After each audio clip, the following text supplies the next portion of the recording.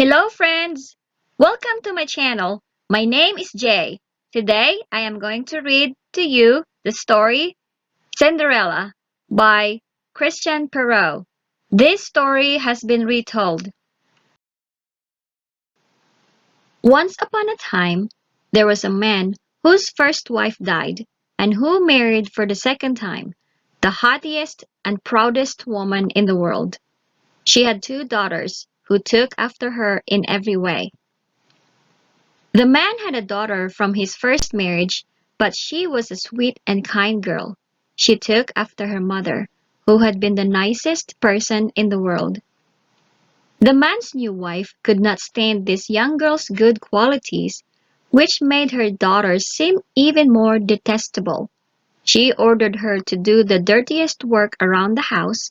She was the one who did the dishes, cleaned the stairs, and polished all the rooms. She was made to sleep in the attic on a very hard mattress, while the two sisters had rooms with polished floors, where they slept in soft beds and had mirrors in which they could see themselves from head to toe. The poor girl suffered in silence and did not dare to complain to her father. When the housework was done, she would go to the fireplace and sit in the ashes. The spiteful sisters thought this was very funny and gave her the name of Cinderella. But although the poor girl had to wear old-fashioned, ragged, cast-off clothes, she was still 100 times more beautiful than the two sisters, even in their most magnificent dresses. Now it happened that the king's son organized a ball and sent out invitations to all the important people of the country. When the two sisters received their invitation, they were delighted and spent all their time choosing the clothes and the hairstyles that they would wear to the ball. This caused a great deal of extra work for Cinderella because she was the one who had to iron the clothes and starch the lace collars. "I will wear my red velvet dress with lace trimming," said one. "I will wear my cloak embroidered with golden flowers and my diamond brooch," said her sister. Of course, Cinderella was called to help. She gave them the best advice she could and even offered to do their hair.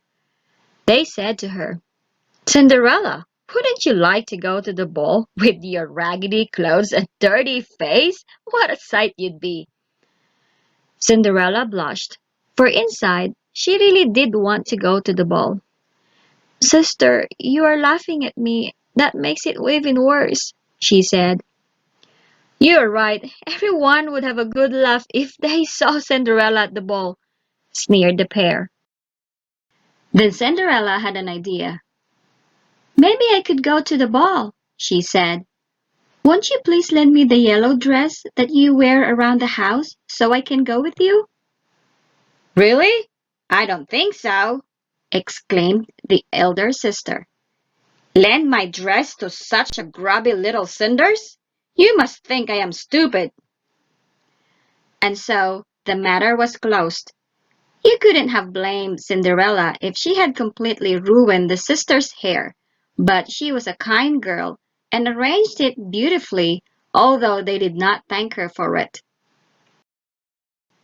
The sisters were so excited that they could not eat for 2 days before the ball. They broke more than a dozen corset laces because they pulled them in so tightly in order to make themselves look slender, and they were constantly primping in front of the mirror. At last, the great day arrived. Poor Cinderella waved goodbye to the sisters. Then she sat down at the fireplace and began to weep. Her godmother, who saw her bitter tear, asked her what was wrong. "I want to, I want to." Cinderella was crying so hard that she could not get the words out. But her godmother, who was also a fairy, said, "You would like to go to the ball, wouldn't you?" "Yes," sighed Cinderella. "Well, if you are a good girl, I will send you there," said her fairy godmother. She began to give Cinderella the most peculiar instructions. "Go into the garden and bring me a pumpkin," she said. Cinderella went and picked the most beautiful pumpkin she could find. She took it indoors to her fairy godmother, although she was wondering how a pumpkin was going to help her get to the ball. Her fairy godmother hollowed it out until there was nothing left but the shell, tapped it with her magic wand, and the pumpkin changed into a beautiful golden carriage. Then the fairy godmother looked in the mouse trap where she found 6 live mice. She told Cinderella to lift up the lid of the trap and to let the mice out one by one. As the mice crept out, she tapped them with her magic wand, which changed them into beautiful horses to draw the carriage. Then she wondered what could serve as a coachman. "I will see if there is a rat in the rat trap," said Cinderella. "A rat would make a good coachman." Cinderella fetched the rat trap, which had 3 fat rats in it. The fairy godmother chose the one with the finest whiskers. When she touched it with her magic wand, it changed into a coachman with the most handsome mustache in the world. Then she said to Cinderella, "Go and look behind the watering can. You will find 6 lizards there. Bring them to me." Cinderella had no sooner brought them to her fairy godmother than she changed them into footmen. They stepped up behind the carriage with her brightly patterned uniform and hung on as if they had never done anything else in their lives. Then the fairy godmother said, "Well, now you can go to the ball in style. Aren't you delighted?"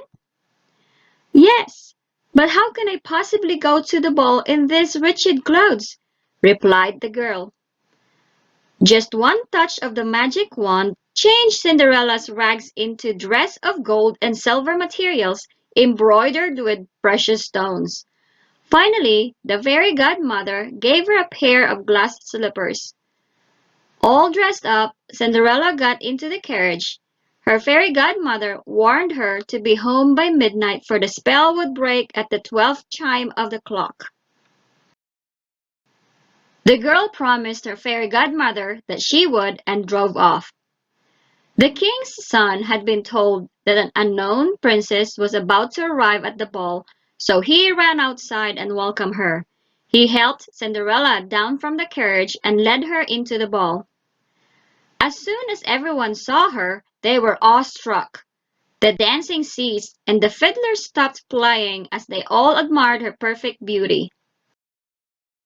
Even the king himself, although he was an old man, could not keep his eyes off her, and he whispered to the queen that he had not seen such a beautiful young lady for a long time. The queen agreed with him, for truly the beautiful stranger outshone every other person in the room. All the women studied her hairstyle and dress closely, wondering what far-off country could produce such elegant gowns in such magnificent materials. They were determined to remember every last detail so that they would be able to copy them next time there was a grand occasion. The prince seated Cinderella in the best place and paid her many compliments. Then, later he led her on to the dance floor. She danced so gracefully that everyone admired her even more. After the first round of dances, there was a fine banquet, but the prince could not eat anything because he was too absorbed with the lovely stranger. Cinderella sat next to the sisters and gave them all her attention, offering them oranges and lemons which the prince had given her. They were extremely surprised, but they did not recognize her at all. Then the dancing started again. All the young men wanted to dance with the lovely girl, but the prince didn't give anyone a chance. Cinderella danced every dance with the prince, and when they rested, he stayed at her side, making sure that she wanted for nothing. Cinderella had never been happier in her life. Indeed, she was so absorbed with the handsome young man and his attention that she quite forgot her fairy godmother's warning. Then the palace clock began to chime. At first stroke of midnight, Cinderella realized her mistake and sprang to her feet fleeing the ballroom. The prince followed, but he could not catch her. However, in her hurry, she dropped one of her dainty glass slippers.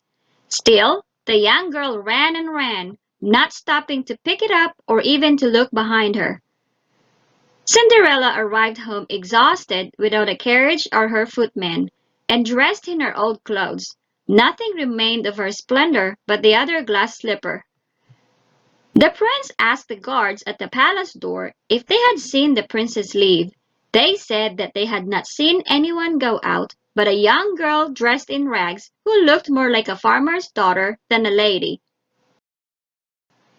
When the sisters came home a little later on, Cinderella asked them if they'd enjoyed the ball. Excitedly, they told her about the beautiful stranger who'd captivated the prince, and how she ran off suddenly into the night, leaving one slipper on the palace steps. They told her that the prince had picked up the fallen glass slipper and had gazed at it for the rest of the evening. He had definitely fallen head over heels in love with the beautiful stranger, even though he didn't know who she was. The sisters were telling the truth, for a few days later, the king's son publicly announced that he would marry the girl whose foot would fit perfectly into the slipper. But although all the princesses, then all the duchesses, and then all the rest of the court ladies in the land tried it on, no one could fit the delicate shoe. The slipper was eventually brought to the two sisters, who squeezed and pushed and pushed and squeezed and tried with all their might to fit a foot into it, but all in vain. Then Cinderella smiled and said, "I would like to try the slipper and see if it fits me." The sisters laughed and made fun of her, but the courtier had been given orders to let all the girls in the land try on the slipper. He sat Cinderella down, and to everyone's surprise, the slipper fitted perfectly. The two sisters were astonished, but not half as astonished as they were when Cinderella took the other glass slipper from her pocket and put it on. At the moment, the fairy godmother appeared and tapped Cinderella's clothes with her magic wand. At once, the rags changed into a dress even more beautiful than the one she had worn before. Then the sisters recognized her as the kind lady they had met at the ball.